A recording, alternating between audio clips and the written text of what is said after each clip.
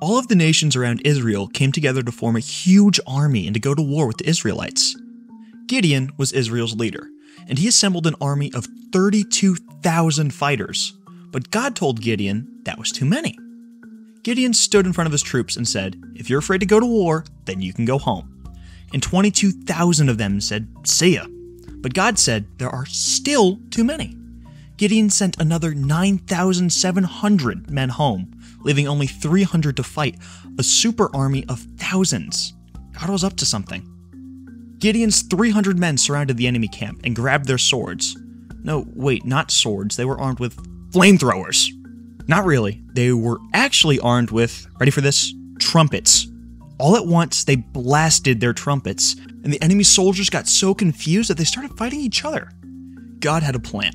One that didn't look quite right at first, but ended up in victory. Have you ever watched an artist draw something? Often, it's hard to tell what they're doing until they've nearly finished. You see shapes and outlines that don't really look like anything you recognize.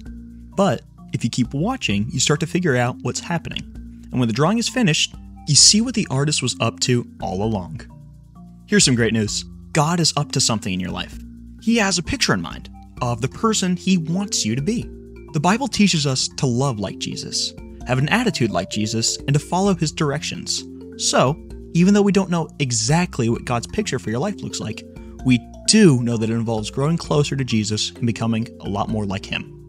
God already sees the big picture of what you have the potential to become. And the more you follow Jesus, the more you'll start to see what that picture looks like.